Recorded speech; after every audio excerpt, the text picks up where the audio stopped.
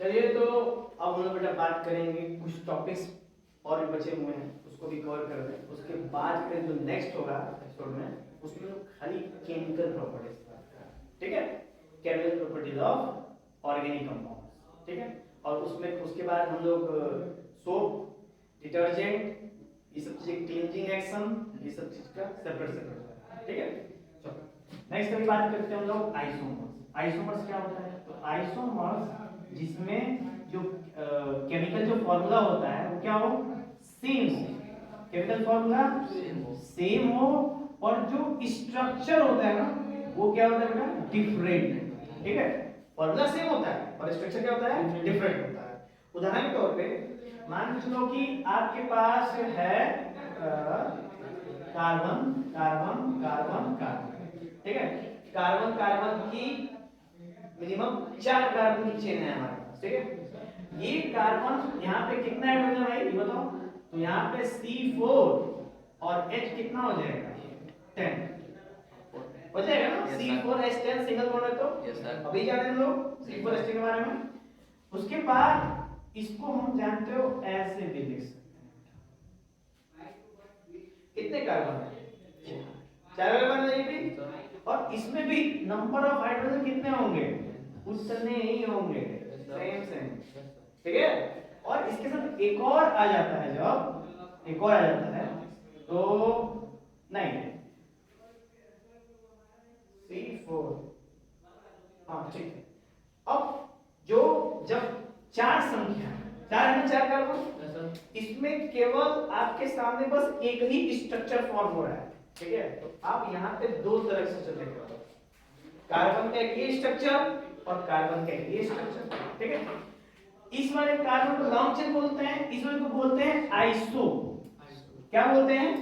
क्योंकि इसमें एक थे अटैच, तो एक थे अटैच उसको बोलते हैं आइसो। क्या ये बताओ कि इसके अलावा भी किस तरीके से हम इसको रिप्रेजेंट कर सकते हैं? अलग तरीके से नहीं कर सकते। अगर चाहें कि हम इसको उठा के यहाँ लगा दें, ठीक है, तो बात वही होगी घूम फिर के। तो बुटेन में, बुटेन नहीं है, बुटेन में आइसोमर की संख्या कितनी है, दो, यानी बुटेन में 2 फिगर तैयार होता है। अच्छा अब पेंटेन देखते हैं, पेंटेन कर लिया, अब 5 हो गए, तो C5H कितना हो जाएगा बेटा, 12। अब इसका बनाओगे जब नेक्स्ट तो क्या बनेगा, C और C और एक और क्या बनेगा, ये हो गया एक फिगर, एक और बनेगा कौन सा, तो C एक ये समझ आ देखो। अब ये भी पेंटेन, ये भी पेंटेन और ये भी क्या पेंटेन हो गया ना।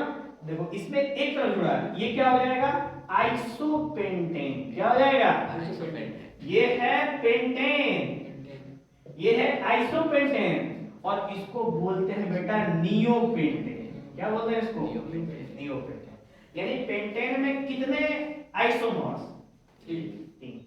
बुटेन में कितने, 2। ये सोचो कि बुटेन से आइसोमर्स की स्टार्टिंग, बुटेन से नीचे नहीं, ठीक है। तो बुटेन में दो आइसोमर्स। अब इसको क्या बोलोगे, इसको बोलोगे आइसोबुटेन। क्या बोलोगे, आइसोबुटेन। समझ आया? तो ये है फॉर्मूला, एक सब में फॉर्मूला सेम है और स्ट्रक्चर क्या है, अलग है। जैसे बुटेन का 4 ही था तो 4 में 2 स्ट्रक्चर तैयार हुए, कार्बन संख्या 4 ही है, बढ़ा घटा नहीं। पेंटेन में 5 ही कार्बन, यहाँ भी 5, यहाँ भी 5, यहाँ भी 5, लेकिन तीनों का स्ट्रक्चर क्या है, अलग अलग। तो फॉर्मूला है, केमिकल फॉर्मूला सेम और structure different, this is called isomers. कोई डाउट, कोई दिक्कत है ना? नो सर, न्यू पेंटेन के बाद भी मतलब कोई पेंटेन है? न्यू पेंटेन के बाद और भी स्ट्रक्चर होंगे, लेकिन अभी आपको बस इतना ही जानना है, न्यू पेंटेन। ओके, तो नेक्स्ट लोग बात करते हैं होमोलोगस से। वो क्या होता है?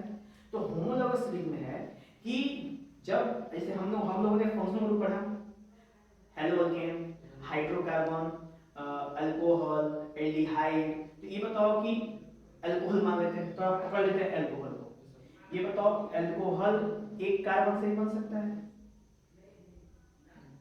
2 कार्बन से ही बन सकता है, 3 से ही बन सकता है, 4 से ही बन सकता है, ऐसे करके एक एक बढ़ जाएगा तो अल्कोहल तो बनेगा ना, कीटोन भी बनेगा, कार्बोक्सिलिक एसिड बनेगी, अल्डिहाइड बनेगा, हेलोअल्केन बनेगा, हाइड्रोकार्बन बनेगा।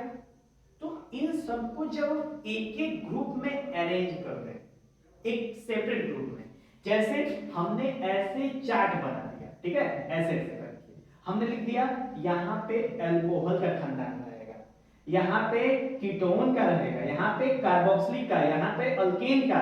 ऐसे जब हम इसको सेपरेटली एक एक सीरीज में अरेंज करते हैं बिल्कुल रेगुलर तौर पे, जिनकी प्रॉपर्टी सेम हो, उसको बोलते हैं हम लोग होमोलॉगस। समझ आया? क्लियर हुआ? कोई डाउट? चलो, तो ये था हम लोग का क्या कंडीशन था, होमोलॉगस सीरीज का। होमोलॉगस सीरीज कोई डाउट है? नहीं ना? अब इसमें अंतर क्या होता है? तो अंतर जैसे मान लो हम आपको दिखाते हैं अंतर। तो मान लो सबसे पहले अल्कोहल की बात करते हैं, तो अल्कोहल में सबसे पहला अल्कोहल बनेगा CH3OH, दूसरा बनेगा C2H5OH, तीसरा बनेगा C3H7OH। अब एक चीज गौर करो, यहाँ पे यहाँ पे यहाँ पे अब देखो, यहाँ पे 3 हाइड्रोजन, यहाँ पे 5, यहाँ पे 7। तो इन सब में ना केवल इतने का डिफरेंस है। देखो यस सर। अगर तुम पहले में इतना जोड़ दो तो दूसरा बन जाएगा, दूसरे में इतना जोड़ दो तीसरा बन जाएगा, और ऐसे हर एक सीरीज में, चाहे कीटोन का ले लो, कार्बोक्सिलिक का ले लो, हैलोजन का ले लो, किसी में बस इतना जोड़ दोगे ना, उसका अगला वाला सीरीज आपको मिल जाएगा। समझ में आया? तो दिस इज कॉल्ड होमोलॉगस। तो इसका फिगर मैंने यहाँ फिगर ऊपर नहीं होता है, नहीं होता है। चार्ट होता है। जैसे टेबल में टेबल 2 का टेबल होता है ना, 2 3 4 5, वैसे ही टेबल है। अच्छा, एक तो 2 के टेबल में हर एक में कितने गैप होता है? 2, 3 के टेबल में 3, 4 के टेबल में 4। इसी तरह इसके टेबल में गैप कितना का रहेगा? CH2 का फिक्स है, CH2 का रहेगा। कोनो टेबल में इसके कोनो सीरीज में कितने का गैप रहेगा? 2 CH2 का। फिक्स रहेगा। मुझे यस सर। अच्छा, इसकी दूसरी प्रॉपर्टी है कि अगर CH2 है ना, तो सर CH2, तो ये बताओ कि CH2 का एक कार्बन का मास कितना होता है? और हाइड्रोजन तो हो जाएगा, कितना हो जाएगा? 14। यानी इसके हर एक सीरीज में 14 यूनिट का डिफरेंस रहेगा। चलो, तो 14 यूनिट गैप है, वो फिक्स है। इसमें एक और प्रॉपर्टी कि इन एक खानदान की केमिकल प्रॉपर्टी सेम होती है। क्यों से? क्योंकि सारे सारे अल्कोहल, तब अल्कोहल होगा तो अल्कोहल की क्वालिटी होगी ना। अब ऐसा तो नहीं अल्कोहल है तुरंत देगा हम कीटोन है, कीटोन कर रहा है, नहीं ना, ये क्वालिटी। ठीक है, ये थे हमारे होमोलॉगस सीरीज के उदाहरण और डेफिनेशन। जहां में आएगा आप इसको घर में पढ़ना, कोई डाउट है तो बताना, ठीक है? नेक्स्ट क्लास में चर्चा कर लेंगे, वो स्टार्ट करने से पहले। चलो, नेक्स्ट हम लोग बात करते हैं इसके आखिरी सेशंस पे, कोल एंड पेट्रोलियम। ठीक है, तो कोल एंड जो पेट्रोलियम है वो भी, और अपने कार्बनिक कंपाउंड है वो भी, ठीक है, वो भी हमारे धरती से निकलता है। और कोल निकलता है, जितने भी बड़े बड़े जानवर होते हैं, बड़े बड़े पेड़ होते हैं, जब दब जाते हैं धरती में